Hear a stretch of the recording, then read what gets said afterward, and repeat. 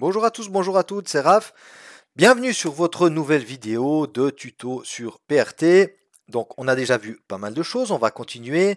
Aujourd'hui on va voir comment installer sur vos graphes des indicateurs. D'accord? On va prendre les deux, à mon avis, à mon sens, les deux plus communs, les deux plus utilisés, c'est-à-dire pardon, le RSI et les bandes de Bollinger. Je vous montrerai également comment placer une moyenne mobile, mais ça c'est très simple et ça va être très rapide. Dans un premier temps, n'hésitez pas à mettre un petit pouce bleu, à partager ma chaîne, et puis franchement, ça vous prend pas de temps hein, de partager ma chaîne, ni de mettre un petit pouce bleu. Donc s'il vous plaît, ça m'aide moi pour mes vidéos. Et puis activez la petite cloche, comme ça vous serez notifié lors de la sortie de la prochaine vidéo.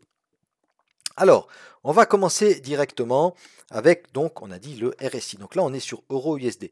Maintenant, pour configurer correctement le RSI, je pense qu'il faut aller sur un actif un peu plus volatile. Donc, on va prendre le Dow Jones, d'accord, 15 minutes, c'est parfait. Trois possibilités pour installer un indicateur sur votre PRT. La première, vous venez sur cette petite flèche tout en bas de l'écran ici, d'accord, vous cliquez et puis vous avez la liste des indicateurs.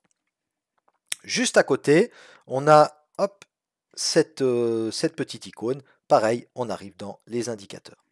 Moi, mon accès préféré, c'est tout simplement clic droit, propriété, indicateur. On a une liste qui est lisible, qui est claire. D'accord. Et puis surtout, on peut mettre des favoris. D'accord. Alors je vais vous montrer, c'est très simple. Hein. Alors, RSI, indicateur affiché sous le prix. D'accord, on est d'accord, moyenne mobile, c'est sur le prix, regardez, hop, sur le prix, on a les points pivots, on a les moyennes mobiles, etc. Et puis, sous le prix, eh bien, on a, hop, le RSI, notamment. Donc, on clique dessus, il s'affiche sous notre prix. OK? On va supprimer les zones de couleur parce que je vais vous montrer comment les faire correctement. Voilà. Donc maintenant, on a le RSI qui s'est affiché sous notre prix. Le RSI, vous savez, c'est un indicateur borné entre 0 et 100. Et puis on a une zone haute, donc une zone censée être en surachat au-dessus des 70, donc 70, et puis une borne basse, donc une zone basse, qui est censée être du survente, d'accord? Donc là, on dit qu'un actif est survendu quand il passe en dessous. Eh bien, c'est en dessous des 30, donc entre 0 et 30. On va pouvoir le configurer pour qu'il devienne un peu plus lisible. Hein. Là, c'est déjà pas mal, on arrive pas mal à voir la ligne du RSI, évidemment, voilà. Mais on va essayer de la configurer un peu mieux. Ok?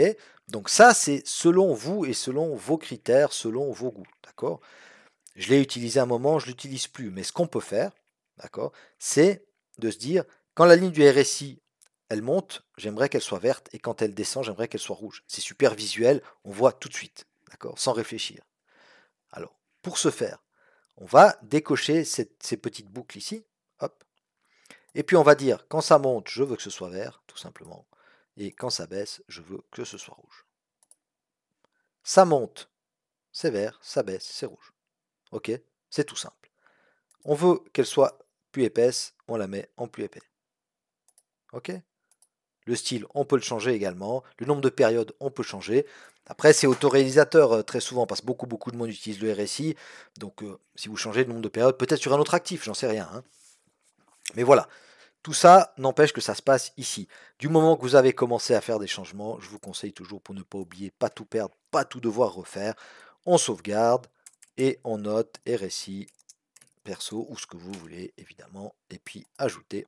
Voilà, il se retrouve ici. Ensuite, les lignes horizontales. Donc les lignes horizontales, ce sont borne haute, borne basse. Donc 70 et 30. On peut évidemment changer la couleur, ça vous l'avez compris, changer l'épaisseur, etc. Ce qui va nous intéresser aussi, c'est par exemple, vous dites sur le gold qui est quand même très volatile, c'est mieux de mettre du 25, ça trigue un peu plus les setups, donc on met du 25 et du 75, ou du 20 et du 80, j'en sais rien, à vous de voir, et vous voyez que automatiquement ça s'ajuste sur votre RSI. Maintenant ici, la zone neutre du RSI, on l'a pas. D'accord? La zone neutre du RSI, c'est entre 0 et 100, c'est quoi? C'est 50. On peut l'ajouter, cette zone. D'accord? Alors faisons-le. On appuie sur le petit plus ici, ligne horizontale. Ça nous rajoute une ligne horizontale. Et nous, on va mettre ici 50, pardon. On va mettre 50, d'accord? En pointillé, c'est très bien. Elle n'est pas trop épaisse, elle est en gris, c'est parfait. Hein. Pour moi, c'est parfait. Donc, quand on a fait des changements, on sauvegarde. Maintenant, on aimerait également, alors on va remettre ici les valeurs de base. Voilà. Maintenant, on aimerait également que, pour que ce soit encore plus visuel, que le RSI, lorsqu'il est dans sa zone de surachat, de surachat, oui, il y ait une couleur rouge qui vienne ici. D'accord? Donc entre le RSI et la borne haute. Pourquoi? Parce qu'on se dit, ici, il faudrait plutôt que je cherche des ventes. Ok? Donc, pour ce faire, zone de couleur. Vous avez vu, j'ai cliqué là, zone de couleur. On appuie sur le petit plus. On veut que le RSI, lorsque le RSI est au-dessus de la borne, donc au-dessus de la ligne horizontale 70, d'accord, ça colorie en rouge. Voilà. Pareil, on rajoute une zone de couleur, on va faire pareil mais à l'inverse, d'accord. Donc là, c'est lorsque le RSI sera en dessous des 30, donc on met 30 au-dessus, RSI en dessous, et ça doit être vert parce qu'on va chercher plutôt des achats, par exemple. Ok, et on voit que effectivement, quand on passe en dessous du 30, ça se colorie en vert. Ok. On n'oublie pas évidemment de sauvegarder quand on a fait des changements.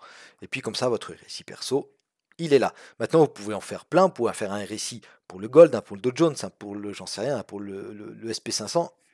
C'est égal. Vous pouvez en faire combien vous voulez. Et puis à chaque fois, vous les sauvegardez sous un autre nom. Ça peut être RSI Gold, RSI. Vous l'avez compris. Ok. Bon, voilà ce qu'on pouvait dire sur le RSI.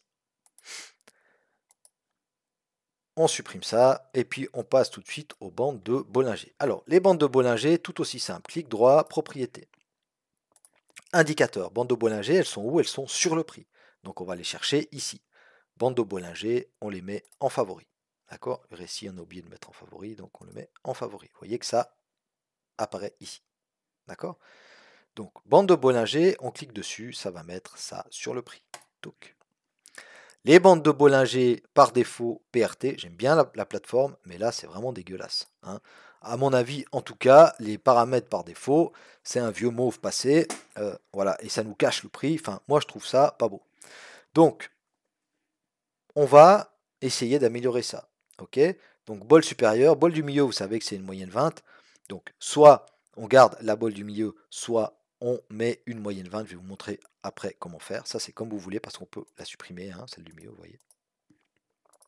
Tout, hein, en fait. Hein, d'accord?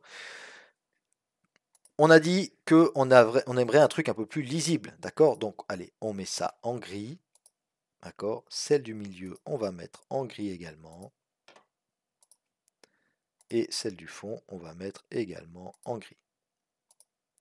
Vous voyez ici que c'est comme pour le RSI. Hein. On peut faire, quand ça monte, par exemple, on se dit, bon, bah, celle du milieu, on aimerait que quand c'est haussier, ça soit du vert, et quand c'est baissier, ce soit du rouge. Quand on monte, c'est du vert, quand on baisse, c'est du rouge. À vous de voir ce que vous voulez. On n'oublie pas de sauvegarder quand on a commencé à faire des changements. Bol perso, ajouter. Voilà. Vous pouvez également changer le nombre des périodes, la méthode, etc. Moi, je vous conseille toujours de laisser pareil parce que, comme j'ai dit pour le RSI, voilà, c'est un peu autoréalisateur. Il y a beaucoup de monde qui trade avec ces paramètres-là. Donc, ce sont ces paramètres qui fonctionnent le mieux. Mais pourquoi pas, si vous avez d'autres critères, les changer. Ensuite, zone de couleur, d'accord? Parce qu'il reste ce mauve là, comme ça, c'est pas très joli. Donc ici, on va tout simplement. Alors, vous pouvez en ajouter d'autres. Hein. Si vous voulez, par exemple, qu'entre la moyenne 20 et la borne supérieure de la Bollinger, ça devienne en vert, eh ben, vous pouvez le faire. D'accord? Je vais vous montrer rapidement. Donc, entre la bol supérieure et celle du milieu, voilà, on aimerait que ce soit du vert. Ok, eh ben, c'est du vert. D'accord? On va supprimer ça. Moi, je trouve que c'est beaucoup plus lisible comme ça. Ok, je ne mettrai même pas les hausses et les baisses sur la moyenne du milieu. On va enlever ça rapidement. On va faire comme ça et on va mettre en gris. Voilà. Ok, très très simple. On sauvegarde, on n'oublie pas de sauvegarder. J'ai rien de plus à vous dire là-dessus. On va regarder rapidement maintenant. Ah oui, vous pouvez, alors du moment que vous avez quelque chose ici, et puis que vous voulez faire une analyse de price action, vous dites ça m'embête cet indicateur, vous allez tout simplement ici vous cacher, ok, il n'y a plus d'indicateur, et du moment que vous avez besoin de nouveau de vos bols, vous les remettez. Moyenne mobile, pareil, clic droit, propriété, indicateur, moyenne mobile, donc vous savez, il y a les expos et il y a les simples. C'est les deux plus utilisés, après il y en a d'autres, hein, mais ça je vous laisserai découvrir. On va prendre l'expo, d'accord, moyenne mobile 200, elle apparaît pas comme ça à la base. Là je l'ai déjà modifié, ah, mais vous pouvez, c'est toujours le même, c'est toujours la même chose, hein. Hausse, baisse, vous pouvez changer tout ça, changer la taille, changer le nombre de périodes, et ici vous pouvez également changer simple, exponentiel, tu vois. Si on met simple, voilà, ça change un petit peu, hein. Ok. Voilà ce que je pouvais vous dire sur cette vidéo. Dans la prochaine vidéo, on va regarder ensemble comment configurer les chandeliers japonais, d'accord, et le prix, parce que c'est quand même ça qui nous intéresse, et c'est important pour le confort visuel, parce que vous allez passer des heures sur vos graphiques, donc c'est important pour le confort visuel de paramétrer ça au mieux. Allez, je vous remercie de m'avoir regardé, je vous dis à tout bientôt, bye bye.